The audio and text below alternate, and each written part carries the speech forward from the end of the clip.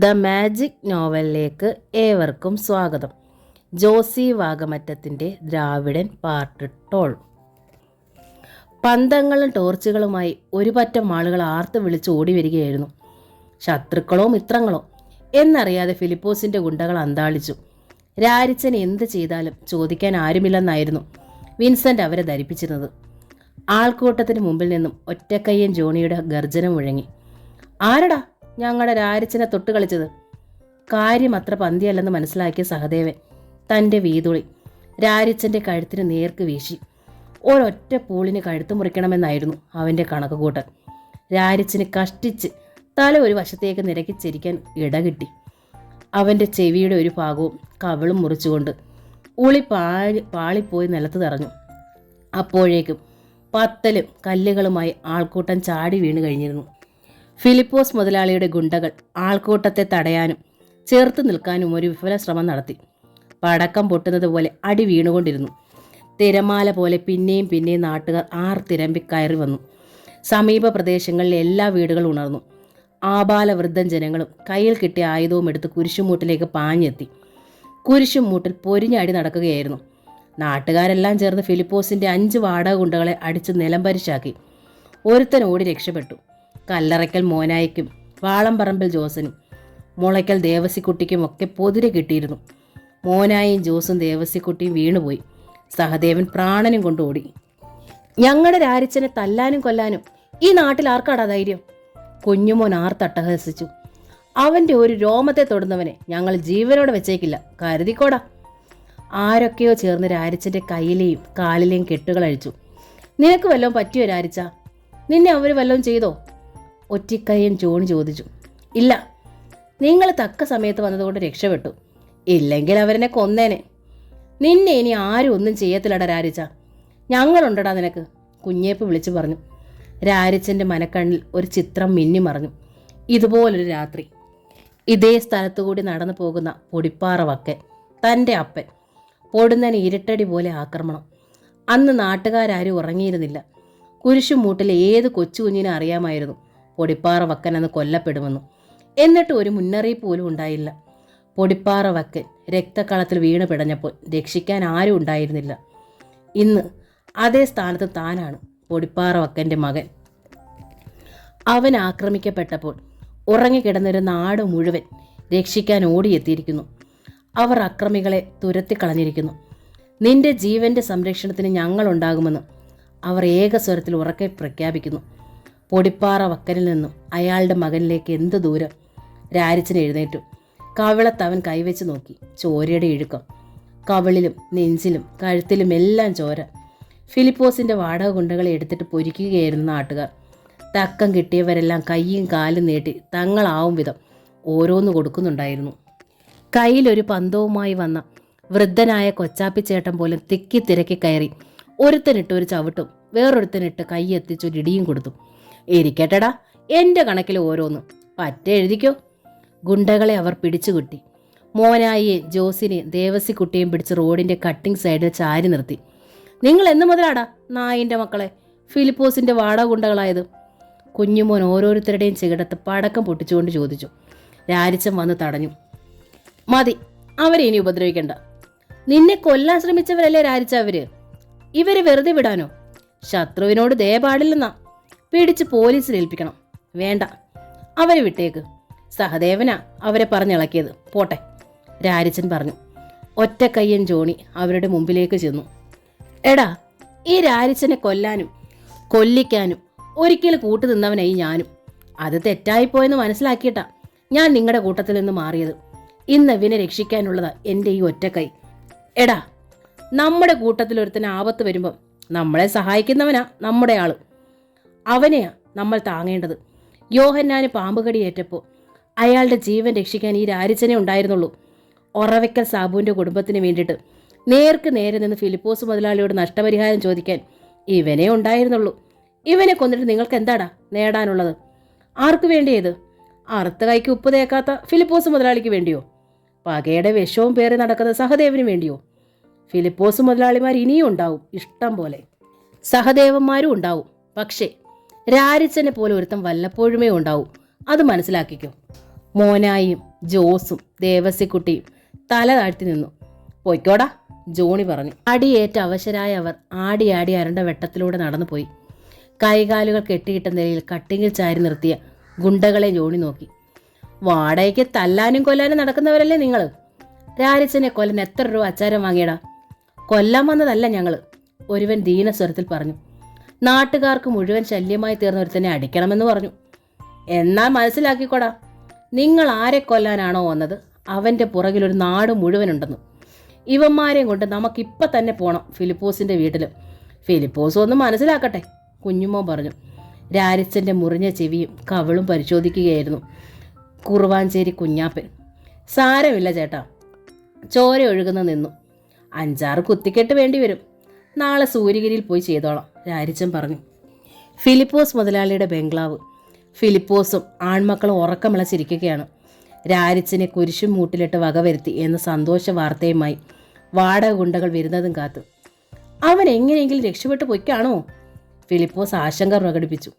ഏയ്, ഇത്തവണ അവന് രക്ഷയില്ല, വിൻസെന്റ് പറഞ്ഞു. അവരെന്താ വരാത്തത്? മണി 12 കഴിഞ്ഞല്ലോ. ശവം കുഴിച്ചിടണ്ടേ? താഴെ റോഡിൽ നിന്നും ഒരാരവം കേൾക്കാതായി. അതെന്താടാ? അവർ വരുന്നതാണെന്ന് തോന്നുന്നു. വിൻസെന്റ് എഴുന്നേറ്റ് സിറ്റൗട്ടിൻ്റെ വെളുമ്പിൽ ചെന്നു നിന്ന് നോക്കി. വലിയൊരു ആൾക്കൂട്ടം പന്തങ്ങളും ടോർച്ചുകളുമായി മുറ്റത്തേക്ക് കയറി വരുന്നത് കണ്ട് അവൻ അന്താളിച്ചു. ഫിലിപ്പോസും പയസും അമ്പരപ്പോടെ എഴുന്നേറ്റു. കൈകൾ പുറകോട്ട് പിടിച്ച് കെട്ടിയ നിലയിൽ തലയും കുനിച്ച് 5 മല്ലന്മാർ മുമ്പേ. അവരെ ആട്ടിത്തെളിച്ചു കൊണ്ടുവരുന്ന ജനക്കൂട്ടത്തിന് നടുവിൽ രാരിച്ചൻ്റെ തല ഉയർന്നു കണ്ടതോടെ ഫിലിപ്പോസിൻ്റെ നെഞ്ചിൽ ഇടിവാൾ മിന്നി. രാരിച്ചൻ അവശരായ ഗുണ്ടകളെ സിറ്റൗട്ടിന് മുമ്പിലേക്ക് നിരത്തി നിർത്തി. 5 പേരെ എത്തിച്ചിട്ടുണ്ട് ജീവനോടെ. ഒരുത്തൻ ഓടിയ വഴിക്ക് പുല്ലുപോലുമില്ല. ഫിലിപ്പോസ് വിൻസെന്റിനെ നോക്കി. അവൻ്റെ തല താണു. എന്നെ കൊല്ലാൻ നിങ്ങൾ അയച്ചവരല്ലേ? ശരിക്കും സൽക്കരിച്ചിട്ടുണ്ട്. ഫിലിപ്പോസിൻ്റെ വാടക ഗുണ്ടകൾക്ക് ഒരു കുറവും വരാതെ നോക്കേണ്ടത് ഞങ്ങളുടെ കടമയായിട്ട് തന്നെ കരുതി. ഫിലിപ്പോസ് വെട്ടിത്തിരിഞ്ഞകത്തേക്ക് പോകാൻ ഭാവിച്ചപ്പോൾ രാരിച്ചൻ പറഞ്ഞു. അവിടെ നിൽക്കണം മുതലാളി, ശകലം ചില്ലറ വേണമായിരുന്നു. ഫിലിപ്പോസ് തിരിഞ്ഞ് ചില്ലറയോ എന്ന ഭാവത്തിൽ നോക്കി. ഒറവയ്ക്കൽ സാബുവിൻ്റെ കുടുംബത്തിന് കൊടുക്കാമെന്ന് ഏറ്റിരുന്ന ചില്ലറ 25,000. അത് കൊടുക്കണമെന്ന് ഞാൻ നിർബന്ധിച്ച് പറഞ്ഞതുകൊണ്ടാണല്ലോ വാടക ഗുണ്ടകളെ വരുത്തി എന്നെ ചതിച്ചു കൊല്ലാൻ നോക്കിയത്. ആ വകയിൽ ഇവന്മാർക്ക് കൊടുക്കാമെന്ന് ഏറ്റിരുന്ന ചില്ലറ 25,000, മൊത്തം 50 ഇപ്പം കിട്ടണം. ഒരൊറ്റ ചില്ലി പൈസ ഞാൻ ഒരുത്തനും കൊടുക്കാൻ ഉദ്ദേശിക്കുന്നില്ലടാ, പകയോടെ ഫിലിപ്പോസ് മുതലാളി വിളിച്ചു പറഞ്ഞു. പോരല്ലോ മുതലാളി, അത് കിട്ടാതെ ഞങ്ങൾ ഇവിടുന്ന് പോകില്ല. നിങ്ങൾ പ്രശ്നമുണ്ടാക്കരുത്, നമുക്ക് ആലോചിച്ച് തീരുമാനിക്കാം, വിൻസെന്റ് പറഞ്ഞു. നീ കയറി വാടാ വിൻസെന്റെ, അവനോടൊക്കെ പോയി പണി നോക്കാൻ പറ. ഫിലിപ്പോസ് മുതലാളി തിരിഞ്ഞു നടന്നു. നിൽക്കടാ അവിടെ, രണ്ടും കൽപ്പിച്ച് വന്നവരാ ഞങ്ങൾ. ഒന്നുകിൽ പണം, അല്ലെങ്കിൽ ചാകാൻ തയ്യാറാക്കിക്കോ. ഈ ബംഗ്ലാവ് അടിച്ചു പൊളിച്ച് തീ കത്തിച്ച് തന്നെ മക്കളെ അതിനകത്തിട്ട് ചുടും ഞങ്ങൾ. രണ്ടിലൊന്ന് ഇപ്പോഴറിയണം, ഒരടി മുമ്പോട്ട് വെക്കരുത്. ഫിലിപ്പോസ് മുതലാളി അല്പം ഒന്ന് ശങ്കിച്ചു. പിന്നെ അകത്തേക്ക് കയറാൻ മുന്നോട്ടൊരു ചുവട് വെച്ചു. അടിച്ചു പൊളിക്കടാ, രാരിച്ചൻ അലറി. ആൾക്കൂട്ടം ആർത്തട്ടഹസിച്ചുകൊണ്ട് സിറ്റൗട്ടിലേക്ക് ഇരമ്പി കയറി. ഫിലിപ്പോസും മക്കളും നടുങ്ങിപ്പോയി. പണം തരാം, ഉപദ്രവിക്കരുത്, വിൻസെന്റ് വിളിച്ചു പറഞ്ഞു. എടുത്തോണ്ട് വാടാ പന്നി, രാരിച്ചൻ ആക്രോശിച്ചു. വിൻസെന്റ് അകത്തേക്ക് പോയി. മുതലാളി അവിടെ നിന്ന് അനങ്ങരുത്, രാരിച്ചൻ ആജ്ഞാപിച്ചു. വിൻസെന്റ് 100ന്റെ 2 കെട്ടും 50ന്റെ 1 കെട്ടുമായി തിരിച്ചു വന്നു. അത് രാരിച്ചനെ ഏൽപ്പിച്ചു. ഒറവയ്ക്കൽ സാബുവിൻ്റെ കുടുംബത്തിന് കൊടുക്കാമെന്ന ഏറ്റ നഷ്ടപരിഹാരം. ഇനി ഇത് നിനക്ക് നേരത്തെ തന്നാ പോരായിരുന്നോ? പന്നി, നാറി, തെണ്ടി, എന്തിനാടാ മറ്റേ ചേറ്റത്തരത്തിന് പോയത്? ഇതിൻ്റെ കാശും കൂടി ഇങ്ങെടുക്കും, അത്രയേ ഉള്ളൂ. പോരല്ലോ മോനെ, രാരിച്ചന് ഒരുപാട് ക്ഷമയില്ല. വിൻസെൻ്റ് അകത്തേക്ക് പോയി 25,000 കൂടി എടുത്തുകൊണ്ട് വന്നു. ഇതുകൊണ്ടൊന്നും നീ ഒരു കാലത്ത് നന്നാകില്ലടാ, വിൻസെൻ്റ് പ്രാഗി. ദുഷിച്ച നാക്കുകൊണ്ട് ശപിച്ചാൽ നല്ലത് വരൂ എന്ന് കേട്ടിട്ടുണ്ട്. അനുഗ്രഹത്തിന് നന്ദി, രാരിച്ചൻ പറഞ്ഞു. പിന്നെ ഒറവയ്ക്കൽ സാബുവിൻ്റെ വൃദ്ധപിതാവിനെ വിളിച്ച് മുമ്പിൽ നിർത്തി. അവർ അയാളെയും കൂട്ടിക്കൊണ്ട് വന്നിരുന്നു. രാരിച്ചൻ 50,000 രൂപയും ആ വൃദ്ധൻ്റെ കൈകളിൽ വെച്ചു കൊടുത്തു. വൃദ്ധൻ്റെ കണ്ണ് നിറഞ്ഞു. രാരിച്ചൻ്റെ കൈകൾ കൂട്ടിപ്പിടിച്ച് അയാളൊന്ന് തേങ്ങി. എന്തോ പറയാൻ ചുണ്ടുകൾ അനങ്ങിയെങ്കിലും ശബ്ദം കിട്ടിയില്ല. ജീവൻ്റെ വിലയാട്ടി കളയരുത്, നല്ലത് വരട്ടെ, രാരിച്ചൻ പറഞ്ഞു. പോകാം. അവൻ എല്ലാവരെയും നോക്കി. ആൾക്കൂട്ടം മുറ്റത്തേക്ക് ഇറങ്ങി നടന്നു. ഫിലിപ്പോസ് മുതലാളി പിന്നിൽ നിന്ന് വിളിച്ചു പറഞ്ഞു. രാരിച്ച മോനെ, ചെവി നുള്ളിക്കോടാ, മൂർക്കം പാമ്പിനെയാ നീ നോവിച്ചത്. ഓ മനസ്സിലായി, രാരിച്ചൻ തിരിഞ്ഞു നിന്ന് പറഞ്ഞു. നാളെ മുതൽ നിനക്കിവിടെ പണിയില്ലടാ. എൻ്റെ തോട്ടത്തിൽ നീ കാല് കുത്തരുത്. അല്ലെങ്കിലും തൻ്റെ തോട്ടത്തിൽ ഇനി ചിരയ്ക്കാൻ ഞാനില്ലടോ, നിർത്തി, രാരിച്ചൻ പറഞ്ഞു. പക്ഷെ ഒരു കാര്യം, ഇതിൻ്റെ പേരിൽ ഈ ആൾക്കാരുടെ നേർക്കോ തോട്ടത്തിലെ പണിക്കാരുടെ നേർക്കോ എന്തെങ്കിലും പ്രതികാര നടപടി ഉണ്ടായാൽ അന്ന് തീരും തൻ്റെ ആയുസ്. കുറിച്ചു വെച്ചോ. രാരിച്ചൻ തിരിഞ്ഞു നടന്നു. 3 ദിവസമേ രാരിച്ചന് പണിയില്ലാതെ വീട്ടിലിരിക്കേണ്ടി വന്നുള്ളൂ. റേഷൻ കട കൊരിയച്ചൻ അവന് സൂര്യഗിരിയിൽ ഒരു ടാക്സി ഡ്രൈവറുടെ പണി തടപ്പെടുത്തി കൊടുത്തു. ഒരു പഴഞ്ചൻ ടാക്സി ജീപ്പായിരുന്നു അത്. കടകളിലേക്ക് ചരക്ക് കൊണ്ടുപോവുക, ഉൾപ്രദേശങ്ങളിലെ മലഞ്ചരക്കുകൾ സൂര്യഗിരിയിലേക്ക് എത്തിക്കുക, സൂര്യഗിരിയിലെ ഹോട്ടലുകളിലേക്ക് വിറക് കൊണ്ടുവരിക എന്നതായിരുന്നു പ്രധാന ജോലി. ഇടയ്ക്കിടെ ചില മെഡിക്കൽ ട്രിപ്പുകളും ആളെ വിളിച്ചു കയറ്റിയുള്ള ടാക്സി ഓട്ടവും കിട്ടാറുണ്ടായിരുന്നു. രാരിച്ചൻ്റെ കുടുംബം അല്ലലില്ലാതെ കഴിഞ്ഞു. മഴക്കാലം വന്നു. ട്രീസയാണെങ്കിൽ നിറഗർഭിണി. അവളെ ഓർത്ത് രാരിച്ചൻ്റെ മനസ്സ് കലങ്ങി. തൻ്റെ അനുജത്തി ഒരു കുഞ്ഞിനെ പിഴച്ച് പ്രസവിക്കാൻ പോവുകയാണ്. എന്താണ് അവളുടെ ഗതി? അവൾ പ്രസവിക്കുന്ന കുഞ്ഞിൻ്റെ ഗതി എന്താവും? ആ വിചാരങ്ങൾ അവനെ സദാ അലട്ടിക്കൊണ്ടിരുന്നു. സഹദേവൻ നാട്ടിൽ ഏറെക്കുറെ ഒറ്റപ്പെട്ട് കഴിഞ്ഞിരുന്നു. ആരുമില്ല ഇന്ന് അവനോടൊപ്പം. എങ്കിലും രാരിച്ചനോടുള്ള പക അവൻ്റെ മനസ്സിൽ ഉമിത്തി പോലെ കിടന്നു. സഹദേവൻ ഒരു ദിവസം മോനായിയെയും ജോസിനെയും ദേവസിക്കുട്ടിയെ സമീപിച്ച് പറഞ്ഞു, നമുക്കൊരു കൈ കൂടി നോക്കിയാലോ? എന്തിനാ? മോനായി നെറ്റി ചുളിച്ചു. അവനെ തട്ടാൻ, രാരിച്ചനെ. ഞങ്ങളില്ല സഹദേവ, ചെയ്യേണ്ടതെല്ലാം തെറ്റായിപ്പോയി. രാരിച്ചനോട് ക്ഷമ പറഞ്ഞ് അവൻ്റെ കൂടെ കൂടാനാണെങ്കിൽ പറ, ഞങ്ങളുമുണ്ട്. പോടാ വട്ടികളെ. എടാ, നിന്റെ കൊച്ചാണ് ആ പെണ്ണിൻ്റെ വയറ്റിൽ, ഓർത്തോ? സഹദേവൻ കാറി തുപ്പിയിട്ട് തിരിച്ചു നടന്നു. അവൻ്റെ മനസ്സിൽ പക എരിഞ്ഞുകൊണ്ടിരുന്നു. ദിവസങ്ങളോളം നീണ്ട ആലോചനയ്ക്ക് ശേഷം അവൻ രാരിച്ചനെ വകവരുത്താൻ പറ്റിയൊരു പദ്ധതി തയ്യാറാക്കി. മറ്റാരുടെയും സഹായം വേണ്ടാത്തൊരു പദ്ധതി. റോഡിൽ നിന്ന് രാരിച്ചൻ്റെ വീട്ടിലേക്ക് പോകുന്ന വഴിക്ക് ഒരു തോടുണ്ട്. വേനൽക്കാലങ്ങളിൽ അവിടെ ചെറിയ നീരൊഴുക്കെ ഉണ്ടാകും. പാറകളിൽ കൂടി കാൽ നനയ്ക്കാതെ നടന്നു പോകാം. മഴക്കാലത്ത് അത് ആർത്തലയുന്ന വെള്ളച്ചാട്ടമാണ്. അക്കരെ ഇക്കരെയുള്ള ഉയർന്ന പാറകളെ തമ്മിൽ ബന്ധിപ്പിക്കുന്ന ഒരൊറ്റത്തടി പാലമുണ്ട്. മഴക്കാലത്ത് അതിൽ കൂടിയാണ് ആളുകൾ അക്കരെ ഇക്കരെ കടക്കുക. പാലത്തിൽ നിന്ന് തോട്ടിൽ വീണുപോയാൽ എത്ര വലിയ നീന്തൽ വിദഗ്ധനും രക്ഷപ്പെടുക അസാധ്യം. ഒഴുക്ക് പാറകളിലിടിച്ച് ചതച്ചു കളയും. 30 അടി താഴെ ഒരു വെള്ളക്കുത്തുമുണ്ട്. അതിലേക്ക് വീണാൽ ശരീരം ഛിന്ന ഭിന്നമായി പോവുകയുള്ളൂ. സഹദേവൻ ശരിക്ക് കണക്കുകൂട്ടി. പാലത്തടിയുടെ ഇങ്ങേയറ്റം അടിഭാഗം ഉളി കൊണ്ട് ഛേദിച്ച് ഒരാപ്പ് വെക്കുക. രാരിച്ചൻ പാലത്തിൻ്റെ നടുവിലെത്തുമ്പോൾ ആപ്പ് തട്ടിക്കളയുക. പാലം ഒടിഞ്ഞ് വെള്ളത്തിൽ വീഴുന്ന രാരിച്ചൻ്റെ ശവം കിട്ടിയാൽ ഭാഗ്യം. രാത്രി 11 മണി കഴിഞ്ഞു. കാറ്റും മഴയും ഇടിമിന്നലും. പാലത്തിനക്കരെ വന്ന രാരിച്ചൻ ചെരുപ്പൂരി കയ്യിൽ പിടിച്ചു. പാലത്തിൽ വഴക്കലുണ്ട്. കൈവരിയില്ലാത്ത പാലമാണ്. നിവർത്തി പിടിച്ചിരുന്ന കുട അവൻ ഇടത് കൈയിലേക്ക് മാറി. പാലത്തിൻ്റെ മധ്യഭാഗത്തെത്തിയപ്പോൾ അക്കരെ ഒരാളനക്കം. രാരിച്ചൻ പെട്ടെന്ന് നിന്നു. തടിയിലെന്തോ ആഞ്ഞു തട്ടുന്ന ശബ്ദം. തടിയൊന്ന് കുലുങ്ങി വിറച്ചു. അടുത്ത ക്ഷണം പാലം മുറിഞ്ഞ് രാരിച്ചനോടൊപ്പം തോട്ടിലെ വെട്ടിയെറിയുന്ന ഒഴുക്കിലേക്ക് വീണു. രാരിച്ചൻ്റെ കയ്യിൽ നിന്നും കുട തെറിച്ചു പോയിരുന്നു. കുത്തൊഴുക്കിലേക്ക് വീണ രാരിച്ചൻ ഇരു കൈയും വിടർത്തി പാലത്തടിയിൽ അള്ളിപ്പിടിച്ചു. പാലം മുറിഞ്ഞു വീണെങ്കിലും പാറയിൽ ഒരറ്റം തടഞ്ഞതിനാൽ ഒഴുകിപ്പോയില്ല. തടിയിൽ ചുറ്റിപ്പിടിച്ച് ഒഴുക്കിന് മീതെ തലയുയർത്തിയ രാരിച്ചൻ കണ്ടത് മറുകരയിൽ നിന്നുകൊണ്ട് സഹദേവൻ പാറയിൽ തടഞ്ഞ തടി കുത്തിയിളക്കി വിടാൻ ശ്രമിക്കുന്നതാണ്. രാരിച്ചൻ തടിക്കു മീതെ കയറി പറ്റുമ്പോഴേക്കും സഹദേവൻ അത് വെള്ളത്തിലേക്ക് തള്ളിക്കഴിഞ്ഞിരുന്നു. രാരിച്ചൻ തടിക്കു മീതെ എഴുന്നേറ്റ് നിന്ന് ഒരൊറ്റ കുതിപ്പ്.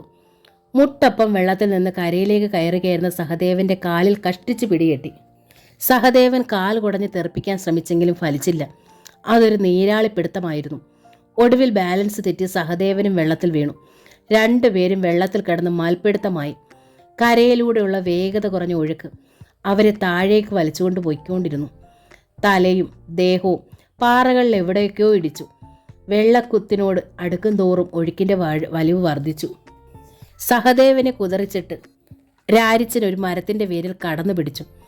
രാരിച്ചൻ്റെ ഷർട്ടിൽ നിന്ന് സഹദേവൻ്റെ പിടി വഴുതിപ്പോയി. തുണിക്കുത്തിൽ നിന്ന് കടന്നു പിടിച്ചപ്പോൾ അതഴിഞ്ഞു. തൊട്ട് താഴെ വെള്ളക്കുത്തിൻ്റെ അലർച്ച. സഹദേവൻ പ്രാണപരാക്രമത്തിൽ രാരിച്ചൻ്റെ കാലിൽ പിടിച്ചു. ഒഴുക്കിൻ്റെ തളലിൽ അവൻ്റെ കൈ ഊർന്നുപോയി. വെള്ളത്തിലേക്ക് ചാഞ്ഞു കിടന്നൊരു വള്ളിപ്പടർപ്പിൽ സഹദേവന് പിടുത്തം കിട്ടി. വൃക്ഷച്ചില്ലയിൽ കുരുങ്ങിക്കിടന്ന പടർപ്പ് പതുക്കെ പൊട്ടിയടർന്നുകൊണ്ടേയിരുന്നു. തൊട്ടു താഴെ സഹദേവൻ വാ പിളർന്നുകൊണ്ടിരിക്കുന്ന മരം. കണ്ടു. അവൻ അത്യുച്ചത്തിൽ അലറി, ഭ്രാന്ത് പിടിച്ചതുപോലെ. ഒടുവിൽ ജീവന് വേണ്ടി അവസാന ശ്രമമെന്ന നിലയിൽ അവൻ നിത്യശത്രുവിൻ്റെ നേർക്ക് കൈനീട്ടി. രാരിച്ചൻ ആദ്യം ഒന്നറച്ചു. വള്ളിപ്പടർപ്പുകൾ കുരുങ്ങിക്കിടന്ന മരച്ചില്ല ഒടിഞ്ഞു. രാരിച്ച! അതൊരു നിലവിളിയായിരുന്നു. വെള്ളത്തിനു മീതെ ചുരമാന്തിക്കൊണ്ടിരുന്ന അവൻ്റെ വലം കൈയിൽ രാരിച്ചൻ കയറി പിടിച്ചു. വെട്ടിയെറിയുന്ന ഒഴുക്കിന് മീതെ ഒരു കച്ചിത്തുരുമ്പ് പോലെ കിടക്കുകയായിരുന്നു സഹദേവൻ. രാരിച്ചൻ മുറുകെ പിടിച്ചിരുന്ന വിരൽ തുമ്പുകളിലായിരുന്നു അവൻ്റെ ജീവിതം. പ്രാണഭീതിയോടെ അവൻ രാരിച്ചനെ നോക്കി. രാരിച്ചൻ്റെ വിരലുകൾ ഒന്നയച്ചാൽ അടുത്ത നിമിഷം വെള്ളത്തിൽ ഒടുങ്ങും തൻ്റെ ജീവിതമെന്നറിഞ്ഞുകൊണ്ടുള്ള നോട്ടമായിരുന്നു അത്. രാരിച്ചന് മുറുകെ പിടിച്ചുകൊണ്ട് തന്നെ അവനെ നോക്കുകയായിരുന്നു.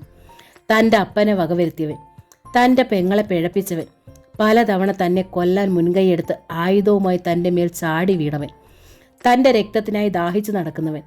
ഒരു നിമിഷം മുമ്പും അവൻ തന്നെ കൊല്ലാൻ ശ്രമിക്കുകയായിരുന്നു. ആജന്മ ശത്രു. ശത്രുവിനോട് വേണോ ദയ? പൊടിപ്പാറ വെക്കാൻ പഠിപ്പിച്ച കളരി അഭ്യാസങ്ങൾക്കിടയിൽ ദയ എന്ന വാക്കില്ല. ശത്രു ദുർബലനായിരിക്കുമ്പോൾ അവൻ്റെ കഥ കഴിക്കുക എന്നതായിരുന്നു ആദ്യ പാഠം. രക്ഷിച്ചാൽ നാളെ ഇവൻ തൻ്റെ കാലനായേക്കാം. 100 ചിന്തകൾ, വികാര വിചാരങ്ങൾ രാരിച്ചൻ്റെ മനസ്സിലൂടെ കടന്നു പോയിക്കൊണ്ടേയിരുന്നു. ഒടുവിൽ രാരിച്ചൻ തൻ്റെ കൈ മുകളിലേക്ക് ബലമായി വലിച്ചു പൊക്കി. അതിനറ്റത്ത് സഹദേവൻ്റെ ജീവിതം ചൂണ്ടയിലെ മത്സ്യത്തെ പോലെ കുരുങ്ങിക്കിടന്നു. മരത്തിൻ്റെ വേരിൽ അവൻ്റെ കൈകൾ പിടിപ്പിച്ച ശേഷം രാരിച്ചൻ കരയ്ക്ക് കയറി. പിന്നെ സഹദേവനെയും വലിച്ചു കയറ്റി. നനഞ്ഞു വിറച്ച് ഇപ്പോഴും രക്ഷപ്പെട്ടെന്ന് വിശ്വസിക്കാനാവാതെ തല താഴ്ത്തി നിന്ന സഹദേവനോട് രാരിച്ചൻ പറഞ്ഞു, നിന്നെ ഓർത്തിട്ടല്ലടാ പട്ടി, എൻ്റെ പെങ്ങളെ ഓർത്ത്. അവൾക്ക് പിറക്കാനിരിക്കുന്ന കുഞ്ഞിൻ്റെ തന്ത നീയാണല്ലോ എന്ന് ഓർത്ത്. രാരിച്ചൻ നടന്നു. അല്പം അകലെ ചെന്നിട്ട് തിരിഞ്ഞു നോക്കി. ഇടിമിന്നലിൻ്റെ വെളിച്ചത്തിൽ സഹദേവനൊരു പ്രതിമ കണക്കെ നിൽക്കുന്നത് അവൻ കണ്ടു. മിന്നലൊളി മാഞ്ഞപ്പോൾ ഒരു കറുത്ത നിഴലും. രാരിച്ചൻ വിളിച്ചു പറഞ്ഞു, എടാ, ജീവനാടാ വലുത്, മനുഷ്യനും പട്ടിക്കും പ്രാണിക്കും. അവനവൻ്റെ ജീവനാ വലുത്, മനസ്സിലാക്കിക്കോ. പിന്നെ അവൻ മഴയിലൂടെ നടന്നു പൊയ്ക്കൊണ്ടേയിരുന്നു. രാവിലെ തുടങ്ങിയ മഴയാണ്. ഇനിയും ശമനമില്ല. വെള്ളം ഒഴുകി കാനകളായി മാറിയ റോഡിലൂടെ ജീപ്പ് ഓടിച്ചു പോകുമ്പോൾ രാരിച്ചൻ ഓർത്തു, സൂര്യഗിരിയിൽ കൊണ്ടുപോയി ചരക്കിറക്കിയിട്ട് വേഗം വീട്ടിലെത്തണം. എന്നിട്ട് വേണം ട്രീസയെ ആശുപത്രിയിൽ കൊണ്ടുപോകാൻ. രാവിലെ മുതൽ അവൾക്ക് എന്തോ അസ്വാസ്ഥ്യമുണ്ടെന്നും അമ്മ സൂചിപ്പിച്ചിരുന്നു. അവളുടെ പ്രസവം അടുത്തിരിക്കുകയാണ്. ഉച്ചയ്ക്ക് മുമ്പ് ജീപ്പുമായി വീട്ടിലെത്തണമെന്നായിരുന്നു കണക്കുകൂട്ടൽ. അതിനിടയ്ക്കാണ് ഇങ്ങനൊരു ട്രിപ്പ് വന്നത്. പാറക്കടവിലെ മാണിക്ക് അത്യാവശ്യമായ ഒരു ലോഡ് ചുക്ക് സൂര്യഗിരിയിൽ എത്തിക്കണം. പാറക്കടവിലേക്കുള്ള റോഡാണെങ്കിൽ ആനത്താര പോലെ. അവിടെ ചെന്ന ഉടൻ ചുക്കും കയറ്റി പോവുകയായിരുന്നു. താൻ ലോഡും കയറ്റി വരുന്നതും കാത്ത് മാണി സൂര്യഗിരിയിൽ നിൽക്കും. ചരക്കിറക്കുക, ഉടൻ പാലക്കരയ്ക്ക് മടങ്ങുക. പച്ചക്കാനം കയറ്റം കയറി ജീപ്പ് ഒരുമാതിരി കൊള്ളാവുന്ന റോഡിലെത്തിയതോടെ രാരിച്ചൻ സ്പീഡ് കൂട്ടി.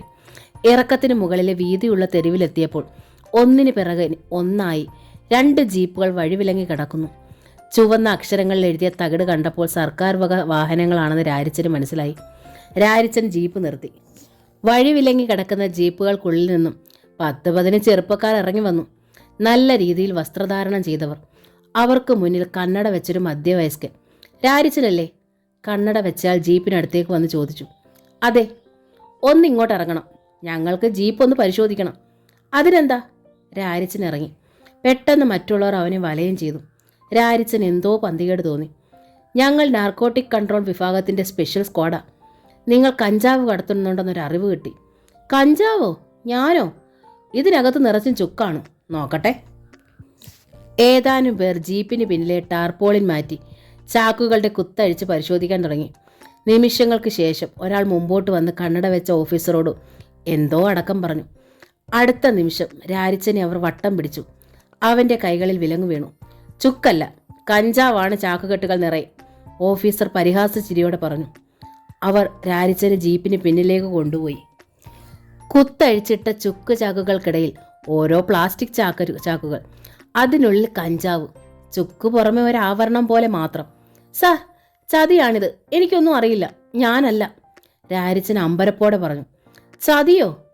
നായിൻ്റെ മോനെ, എത്ര കാലമായടാ നീ ഈ പണി തുടങ്ങിയിട്ട്? നിന്നെ ഒന്ന് കൈ കിട്ടാൻ നോക്കി നടക്കുകയായിരുന്നു ഞങ്ങൾ. ഇസ്മയിലേ, ഇവനെ തൂക്കിയെടുത്ത് വണ്ടിയിലോട്ടിട്. ഉദ്യോഗസ്ഥൻ അവനെ വട്ടം പിടിച്ചു. രാരിച്ചൻ ശക്തിയായി ഒന്ന് കുതറി. പക്ഷെ കരുതി നിന്ന മറ്റുള്ളവർ പെട്ടെന്ന് തന്നെ അവനെ ബന്ധനസ്ഥനാക്കി. നീ വലിയ അഭ്യാസിയാ അല്ലേടാ? അത് കരുതി തന്നെയാണടാ ഞങ്ങളും വന്നത്. ഞൊടിയിടയ്ക്കുള്ള രാരിച്ചൻ ജീപ്പിലേക്ക് എടുത്തെറിയപ്പെട്ടു.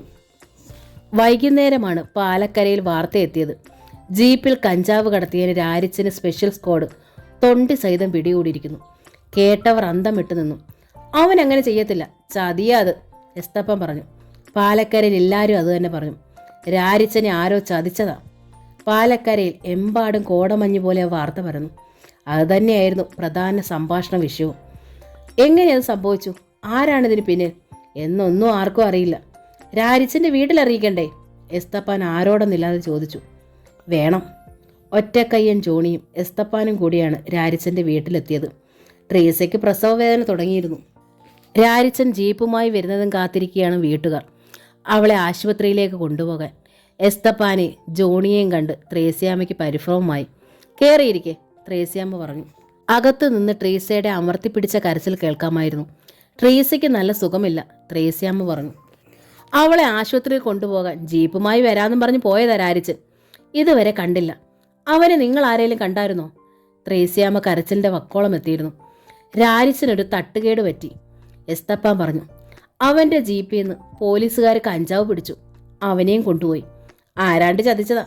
ത്രേസ്യാമ്മ നടുങ്ങിപ്പോയി. പേടിക്കാനൊന്നുമില്ല, ഞങ്ങളൊക്കെ ഇല്ലേ. ആരെയും കുത്തുകയും വെട്ടുകയും ചെയ്ത കേസൊന്നും അല്ലല്ലോ. ത്രേസ്യാമ്മയുടെ നെഞ്ചിൽ ഇടിമുഴക്കങ്ങളായിരുന്നു. കാലുകൾ കുഴഞ്ഞു പോകുന്നത് പോലെ, നട്ടലിലൂടെ വിറയൽ പടരുന്നത് പോലെ. അവർ തളർന്ന് ഭിത്തിയിലേക്ക് ചാരി. ട്രീസയെ ആശുപത്രി കൊണ്ടുപോയാൽ പോരെ? ഞങ്ങളേറ്റു, ഒന്നും പേടിക്കാനില്ലെന്നേ. വാ എസ്തപ്പാനെ, ഒരു ജീപ്പ് കിട്ടുമോ എന്ന് നോക്കാം. ഒറ്റക്കയ്യൻ ജോണി അപ്പോൾ തന്നെ എസ്തപ്പാനെയും വിളിച്ചുകൊണ്ട് ഇറങ്ങി. അവർ കുരിശുമൂട്ടിലെത്തിയപ്പോൾ കല്ലറയ്ക്കൽ മോനായും വാളപ്പറമ്പിൽ ജോസിനെയും കണ്ടു. ജോണി അവരെ വിളിച്ചു. എടാ ജോസേ, മോനായി, നമ്മുടെ രാരിച്ചൻ്റെ പെങ്ങൾക്ക് തീരെ സുഖമില്ല, ഉടനെ ആശുപത്രി കൊണ്ടുപോകണം. എന്നതാ അസുഖം? മോനായി ചോദിച്ചു. ഞാനതൊന്നും ചോദിക്കാൻ നിന്നില്ല. എടാ, അസുഖം ആണെന്നറിഞ്ഞാൽ പോരെ? ആ പെണ്ണ് അവിടെ കിടന്ന് നിലവിളിക്കുക, പ്രസവവേദനയായിരിക്കും. നിങ്ങൾ പോയി എവിടെയെങ്കിലും പോയി ഒരു ജീപ്പ് തപ്പിക്കൊണ്ടുവാ. ഇവിടെ എവിടെ കിട്ടാനാ ജീപ്പ്? സൂര്യഗിരിക്ക് പോകണം. ഓടിപ്പോയി വിളിച്ചോണ്ട് വാടാ. നമ്മുടെ ഒരാൾക്ക് ഒരാവശ്യം വന്നാൽ ഓടാൻ അവനെ ഉണ്ടായിരുന്നുള്ളൂ. ജോസും മോനായും അപ്പോൾ തന്നെ സൂര്യഗിരിക്ക് വെച്ച് പിടിച്ചു. പെരുമഴയത്ത് അവർ നടക്കുകയല്ല, ഓടുകയായിരുന്നു. ചായക്കടയിൽ ചായ മോന്തിക്കൊണ്ടിരുന്ന ദേവസിക്കുട്ടിയെ വിളിച്ചു വരുത്തി ജോണി പറഞ്ഞു. എടാ, കുറച്ച് രൂപ സംഘടിപ്പിക്കണം എവിടുന്നെങ്കിലും. രാരിച്ചൻ്റെ പെങ്ങളെ ആശുപത്രി കൊണ്ടുപോകാനാ. ദേവസിക്കുട്ടി അരയും തലയും മുറുക്കി ഇറങ്ങി. രാരിച്ചനെയും അവൻ്റെ കുടുംബത്തെ ഉന്മൂലനാശം ചെയ്യാൻ ആളും അർത്ഥവും ആയുധങ്ങളും തേടി ഒരിക്കൽ ഇറങ്ങിച്ചെന്നവർ ഇന്ന് അവൻ്റെ പെങ്ങൾക്ക് അടിയന്തര വൈദ്യസഹായം ലഭ്യമാക്കാൻ വേണ്ടി നെട്ടോട്ടം ഓടുകയായിരുന്നു. 4 മണിയോടെ ദേവസിക്കുട്ടിയും ജോണിയും എസ്തപ്പാനും കുഞ്ഞുമോനും എല്ലാം അടങ്ങുന്ന സന്നദ്ധ സംഘം രാരിച്ചൻ്റെ വീട്ടിലെത്തി. ട്രീസയ്ക്ക് പ്രസവ വേദന കലശലായി കഴിഞ്ഞിരുന്നു. ത്രേസ്യാമ്മയും പെൺമക്കളും അവളുടെ അമർത്തിയ നിലവിളിക്ക് ചുറ്റും എന്തോ ചെയ്യണമെന്നറിയാതെ പകച്ചിരിക്കുകയായിരുന്നു. സൂര്യഗിരിയിൽ ജീപ്പ് വരാൻ താമസിച്ചേക്കും, എന്താ ചെയ്യുന്നേ? ജോണി ചോദിച്ചു. ത്രേസ്യാമ്മയ്ക്ക് മരവിച്ച് നിൽക്കാനേ കഴിഞ്ഞുള്ളൂ.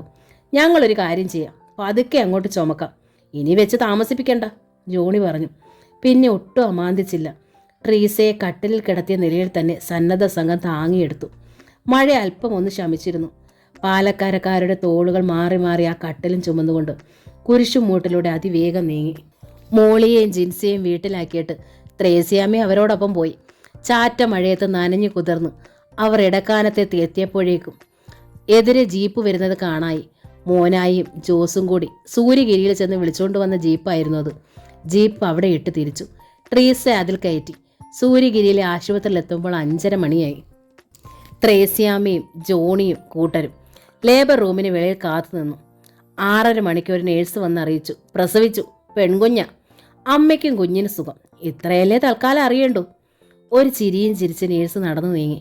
4 ദിവസം ട്രീസ ആശുപത്രി കിടന്നു. ആ ദിവസങ്ങളിലെല്ലാം വേണ്ട സഹായ സഹകരണങ്ങളുമായി നാട്ടുകാരിൽ പലരും മാറി മാറി അവിടെ തന്നെ ഇരുന്നു. ത്രേസ്യാമ്മ ഒന്നും അറിഞ്ഞില്ല. ദൈവദൂതന്മാർ നേരിട്ട് വന്ന കാര്യങ്ങൾ നടത്തുന്നത് പോലെ എല്ലാം ഭംഗിയായി നടന്നു. പണത്തിനോ മരുന്നിനോ ഒന്നിനും ഉണ്ടായില്ല ബുദ്ധിമുട്ട്. 4-ാം ദിവസം നാട്ടുകാർ തന്നെ ടാക്സി പിടിച്ച് ട്രീസയും കുഞ്ഞിനെയും പാലക്കരയിലെത്തിച്ചു. ജോണി തനിക്ക് അടുപ്പമുള്ളവരെ എല്ലാം വിളിച്ചു പറഞ്ഞു. എടാ, പിഴച്ച് പ്രസവിച്ചതാണെന്ന് ആ പെണ്ണിന് തോന്നരുത്, ആരുമില്ലെന്നും തോന്നരുത്. നിങ്ങളെല്ലാം പോയി ആ കൊച്ചിനെയും തള്ളയും കാണണം. അവനവനോട് പറ്റുന്നത് പോലെ എന്തെങ്കിലുമൊക്കെ സമ്മാനങ്ങളും കൊടുക്കണം. ഇപ്പോഴാ അവർക്ക് നമ്മുടെ സഹായം വേണ്ടത്. ആർക്കും അതിന് മടിയുണ്ടായിരുന്നില്ല. ട്രീസയ്ക്ക് വേണ്ട മരുന്നുകളും പ്രസവരക്ഷയ്ക്ക് വേണ്ടുന്ന ആയുർവേദ ഔഷധങ്ങളും അടങ്ങിയ പാക്കറ്റ് ത്രേസ്യാമ്മയെ ഏൽപ്പിച്ചിട്ട് ജോണി പറഞ്ഞു, ഒന്നിനും ഒരു കുറവ് വരുത്തണ്ട.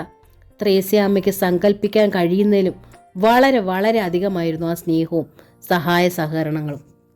രാരിച്ചൻ്റെ കാര്യവും ഞങ്ങൾ അന്വേഷിക്കുന്നുണ്ട്. സ്പെഷ്യൽ സ്ക്വാഡിൻ്റെ കസ്റ്റഡിയിലാണ്. ചോദ്യം ചെയ്യലും തെളിവെടുപ്പും ഒക്കെ കാണാനൊന്നും പറ്റത്തില്ല. മയക്കുമരുന്നിൻ്റെ കേസായതുകൊണ്ട് ജാമ്യവും കിട്ടത്തില്ലെന്നാണ് കേട്ടത്. എന്ന് വെച്ച് പേടിക്കേണ്ട വിഷയമൊന്നുമില്ല.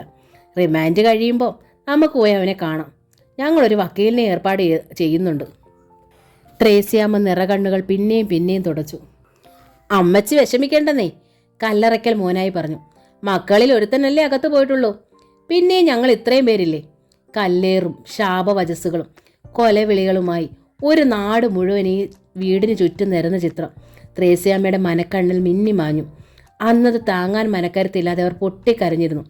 ഇന്ന് അതേ നാട് കോരിച്ചൊരിയുന്ന സ്നേഹവർഷം താങ്ങാനാവാതെ ആ സാധു സ്ത്രീ ചുമരിൽ ചാരുന്ന നേങ്ങലടിച്ചു കരഞ്ഞു. കുഞ്ഞിനെ മടിയിൽ വെച്ച് ലാളിച്ചുകൊണ്ട് തിണ്ണയിൽ വിരിച്ച പുൽപ്പായൽ ഇരിക്കുകയായിരുന്നു ട്രീസ. അരികെ ത്രേസ്യാമ്മയും ജിൻസിയും മോളിയുമുണ്ട്. മുറ്റത്തിന് താഴെ മുരടനക്കം കേട്ട് ത്രേസ്യാമ്മ എഴുന്നേറ്റ് നിന്ന് നോക്കി. ഒറ്റക്കയ്യൻ ജോണി, മോനായി, കൂടെ സഹദേവൻ. അവർ മുറ്റത്തേക്ക് വന്നു. ട്രീസ പെട്ടെന്ന് കുഞ്ഞിനെയും കൊണ്ട് അകത്തേക്ക് പോകാൻ ഭാവിച്ചു.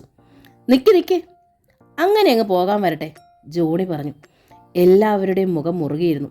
സഹദേവൻ ഒരു കുറ്റവാളിയെപ്പോലെ തലയും കുമ്പിട്ട് നിൽക്കുന്നു. യുദ്ധത്തിനൊടുവിൽ ആയുധം നഷ്ടപ്പെട്ട് പരിക്കുകളേറ്റ് പരാജയപ്പെട്ടുപോയ പടയാളിയെപ്പോലെ ക്ഷീണിതനും പരവശനുമായിരുന്നു അവൻ. ട്രീസ, ജോണി വിളിച്ചു. കുരിശുമൂട് കവലയെ വെച്ച് ഒരിക്കൽ നീ പറഞ്ഞല്ലോ, കൊച്ചുപുരയ്ക്കലെ സഹദേവന് കൊടുക്കാൻ ഒരു സമ്മാനം കരുതി വെച്ചിട്ടുണ്ടെന്ന്. അതങ്ങ് കൊടുത്തേക്കരുതോ? ആരും മിണ്ടുന്നില്ല. വലിഞ്ഞു പൊട്ടാൻ പോകുന്ന ഉരുക്ക് കമ്പി പോലെ മുറുകിയ നിശബ്ദത. ഞാനായിട്ട് നിർബന്ധിച്ച് വിളിച്ചോണ്ട് പോകുന്നതൊന്നുമല്ല. എൻ്റെ കാല് പിടിച്ചിട്ട് ഞാൻ കൂടെ പോന്നത്. ജോണി ഇനി തനിക്കൊന്നും പറയാനില്ലെന്ന മട്ടിൽ മാറി നിന്നു. സഹദേവൻ ദയനീയമായി ത്രേസ്യാമ്മയെ നോക്കി. അമ്മേ, ഇടറിയ സ്വരത്തിൽ അവൻ വിളിച്ചു. അങ്ങനെ വിളിക്കാനുള്ള യോഗ്യത എനിക്കില്ല. അത്രയ്ക്ക് ഞാൻ നിങ്ങളെ ദ്രോഹിച്ചിട്ടുണ്ട്, വിഷമിപ്പിച്ചിട്ടുണ്ട്, അപമാനിച്ചിട്ടുണ്ട്. ആർക്കും ക്ഷമിക്കാൻ കഴിയാത്ത തെറ്റാ ഞാൻ നിങ്ങളോട് ചെയ്തിട്ടുള്ളത്. എന്നാലും മാപ്പ് പറയുക. ഒരമ്മ മകനോട് പൊറുക്കുന്നത് പോലെ എന്നോടും. ത്രേസ്യാമ്മയുടെ കൺതടങ്ങളിലൂടെ കണ്ണീർച്ചാൽ ഒലിച്ചിറങ്ങി. അവർ വീർപ്പടക്കി നിന്നു. ട്രീസ, ഹൃദയമുരുകിയ ക്ഷമായാചനത്തിൻ്റെ തേങ്ങുന്ന ഒച്ചയിൽ അവൻ വിളിച്ചു. നീ എന്തുമാത്രം സഹിച്ചെന്ന് എനിക്കറിയാം. അറിഞ്ഞുകൊണ്ട് ചെയ്ത തെറ്റിന് മാപ്പില്ല. എന്നാലും കഴിയുമെങ്കിൽ എനിക്ക് ഭ്രാന്തായിരുന്നെന്ന് കരുതിയിട്ടെങ്കിലും ഒരു മനോരോഗിയോട് കാണിക്കുന്ന ദയയെങ്കിലും വേറൊന്നും വേണ്ട. ട്രീസ കണ്ണുകൾ അടച്ചു. മരണത്തിനും ജീവിതത്തിനും ഇടയിലുള്ള നേരിയ നുൽപ്പാലത്തിലൂടെ നടന്നുപോയ ദിവസങ്ങൾ. അവളുടെ മിഴികളിൽ നിന്ന് കണ്ണീർ കണങ്ങൾ അടർന്ന് കുഞ്ഞിൻ്റെ പിഞ്ചുടലിൽ വീണു. ട്രീസ, നിന്റെ മുമ്പിൽ വന്ന് ക്ഷമയാചിക്കാനുള്ള ധൈര്യമെങ്കിലും ഉണ്ടാകണേ എന്നായിരുന്നു കഴിഞ്ഞ ദിവസങ്ങളിൽ എൻ്റെ പ്രാർത്ഥന. ഇനി ഞാൻ പൊയ്ക്കോളാം. സഹദേവൻ മുഖം താഴ്ത്തി തിരിഞ്ഞു. നിൽക്കടാ അവിടെ, ജോണി പറഞ്ഞു. തീർന്നില്ലല്ലോ. ആ കുഞ്ഞിനെ എടുത്ത് അതിനോട് മാപ്പ് പറയും, എന്നിട്ട് പോയാൽ മതി. അതിനോട് നീ തീരാ പാവമല്ലേ ചെയ്തത്? സഹദേവൻ അറച്ചു നിന്നു. ഇങ്ങോട്ട് തന്നെ, മോനായി കൈ നീട്ടി. ട്രീസയുടെ കയ്യിൽ നിന്ന് കുഞ്ഞിനെ വാങ്ങി. കൈമാറ്റം അറിഞ്ഞ കുഞ്ഞ് കരയാൻ തുടങ്ങി. മോനായി വേഗം അതിനെ സഹദേവൻ്റെ നേർക്ക് നീട്ടി.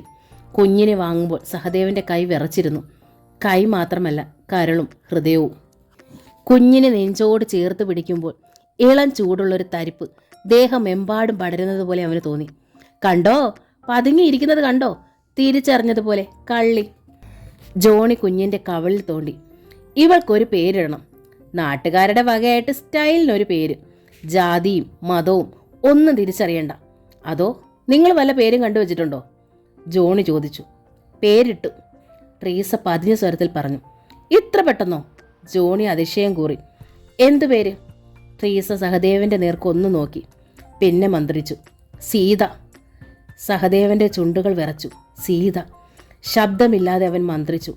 കുഞ്ഞിനെ ഉയർത്തി ആ കുരുന്ന നെറ്റിൽ ഒരു ഉമ്മ നൽകുമ്പോൾ അവൻ്റെ കണ്ണുകൾ കവിഞ്ഞൊഴുകാൻ തുടങ്ങിയിരുന്നു. ജിൻസി മുറ്റത്ത് കൂട്ടിയ അടുപ്പിൽ ട്രീസയ്ക്ക് കുളിക്കാൻ വേണ്ടി നാൽപ്പാമരയിട്ട് വെള്ളം തിളപ്പിക്കുകയായിരുന്നു. കുനിഞ്ഞിരുന്ന് ചൂട്ടും ചുള്ളികളും അടുപ്പിലേക്ക് തിരികെ വെച്ച് അവൾ തീ ആളിക്കത്തിച്ചു. ഹലോ, പിന്നിൽ കേട്ട മറന്ന സ്ത്രീ ശബ്ദം. ജിൻസി മുഖം തിരിച്ചു.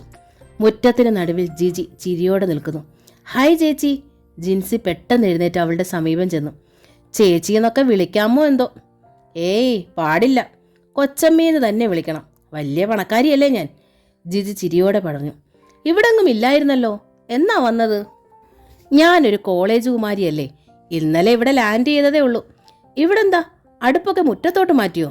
മാറ്റിയതൊന്നുമല്ല, കുളിക്കാനുള്ള വെള്ളം ചൂടാക്കുമായിരുന്നു. വർത്താനം കേട്ട് ത്രേസ്യാമ്മയും മോളിയും തിണ്ണയിലേക്ക് ഇറങ്ങി വന്നു. ജിജി അവരെ നോക്കി പുഞ്ചിരി തൂകി. തിണ്ണയിലേക്ക് കയറിയിട്ട് അവൾ പറഞ്ഞു, ഇവിടെ അംഗസംഖ്യയൊക്കെ കൂടിയെന്ന് കേട്ടത്. എവിടെ പുതിയ താരം?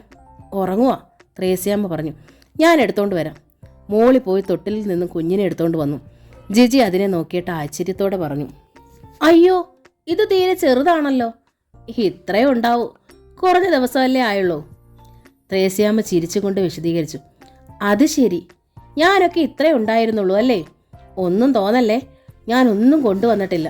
എനിക്കറിയില്ലായിരുന്നല്ലോ ഇത്ര പെട്ടെന്ന് റിലീസാകുമെന്നും. ഇവിടം വരെ വരാൻ തോന്നിയല്ലോ, ഞങ്ങൾക്കത് മതി, മോളി പറഞ്ഞു. സുന്ദരനാണോ സുന്ദരിയാണോ ഇത്? പെൺകുഞ്ഞാ മോളെ, ത്രേസ്യാമ്മ പറഞ്ഞു. ഒരു കുഴപ്പവുമില്ല, ട്രീസയെ പോലെ നല്ല തൻ്റേടിയായിട്ട് വളരട്ടെ. എവിടെ ട്രീസ? കുളിക്കാനായിട്ട് കുഴമ്പൊക്കെ തേച്ച് നിൽക്കുക. അങ്ങനെ നിൽക്കുമ്പോൾ എനിക്ക് കാണാൻ പാടില്ലേ? കാണുന്നതിനൊന്നും ഒരു വിരോധവും ഇല്ല. ത്രേസ്യാമ്മ അവളെ ചായ്പിലേക്ക് കൂട്ടിക്കൊണ്ടുപോയി. ജോസി വാഗമറ്റത്തിൻ്റെ ദ്രാവിഡൻ എന്ന നോവലിൻ്റെ ഈ ഭാഗം ഇവിടെ പൂർണ്ണമാവുകയാണ്. ഈ നോവൽ നിങ്ങൾക്ക് ഇഷ്ടമായെങ്കിൽ, സബ്സ്ക്രൈബ് ചെയ്യാതാണ് നിങ്ങളിത് കാണുന്നതെങ്കിൽ പ്ലീസ് ഒന്ന് സബ്സ്ക്രൈബ് ചെയ്യണേ. താങ്ക്